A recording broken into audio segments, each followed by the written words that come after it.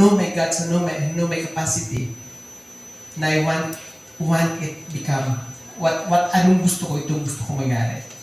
So after 5 months, I thought to become manager ulit. Because ginawa ko ang dapat. At sinabi ko noon is, I want to focus this. Hindi ko kailangan magreklamo kay Lord. Hindi ko kailangan mag-istorya kay Lord anong gagawin ko. What I did before is that I tried to ask God what I could learn more from you. Instead of magreklamo tayo. Sabi ko is that what I could learn more from you, Lord, today. And help me. So with this, I try to encourage everyone to listen to our Pastor Ibig kay Sariji for his prolong. I believe marami tayong matutunan ngayon. May mga question ka sometimes sa buhay natin nangyayari. Instead of questioning to God, try to ask God, what could I learn more from you, Lord? Because I believe God never punishes us. Whatever happened today is not a punishment, but it's a blessing that all of us has undergone a lot of challenge today. It is a blessing every day. Kanya-kanya tayong kanya-kanya tayong may dala-dala eh. Alam ko yun. Sabihin mo is you're always smiley. Sabihin mo is that parang wala tayong problema. Hindi. Alam ko lahat kanya-kanya may dala tayo. From kagandahan lang kasi is that if we try to wake up tomorrow, yung araw-araw, isipin natin, damdamin natin, yung may hope pala. Meron palang pag-asa na ito, buhay pa rin ako. Itong na-realize ko ngayon, if you try to reflect this kind of word, this passage from the Bible, na yung hope, dahil nga nilaliman mo pa yung paniniwala mo, it will become lesser yung mga burden natin.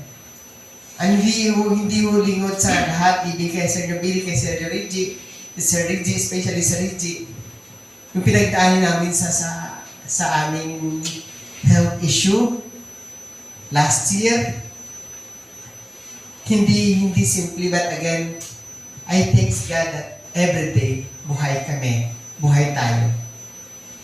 Just continue to pray, just continue to believe that God is never punishing us, but God is always revealing us the blessing.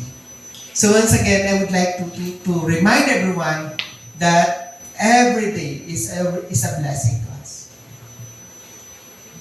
Huwag ka lang huminto sa paniniwala natin.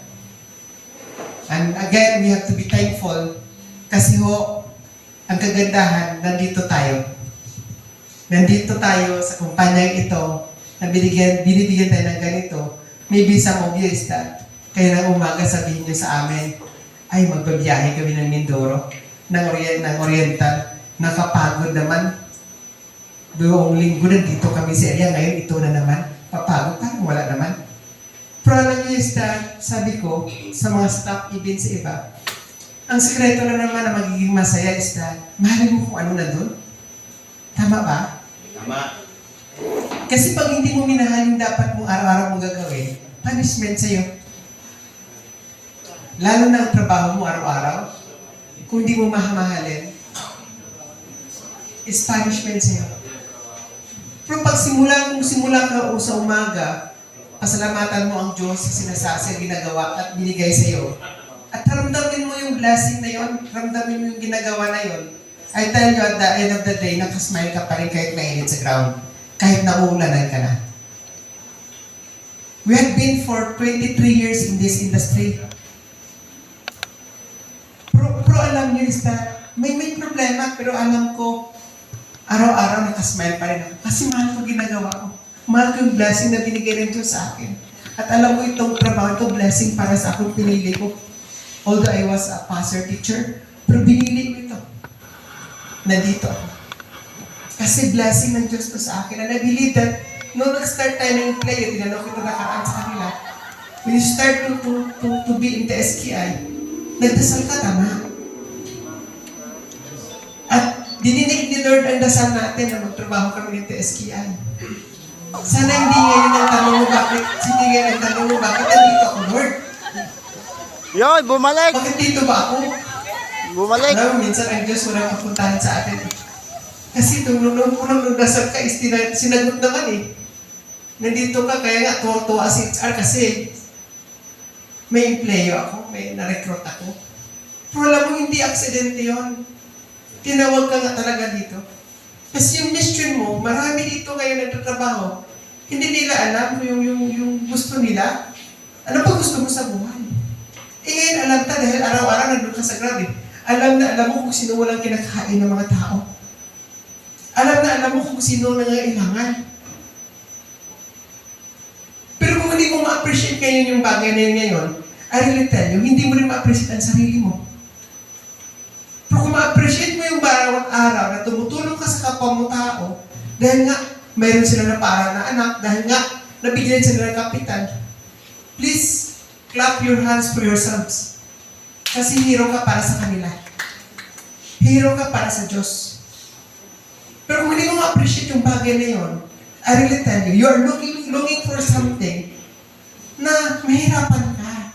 Nandun na oh. May purpose ka sa buhay mo ngayon. Pero kung hindi mo maintindihan yung ginagawa mo, I tell you, mahirapan siya. So once again, it's been long sa akin sa Warmiento. Again, thank you so much. Again, congratulations sa team ni Mac and prepare ito. Thank you so much.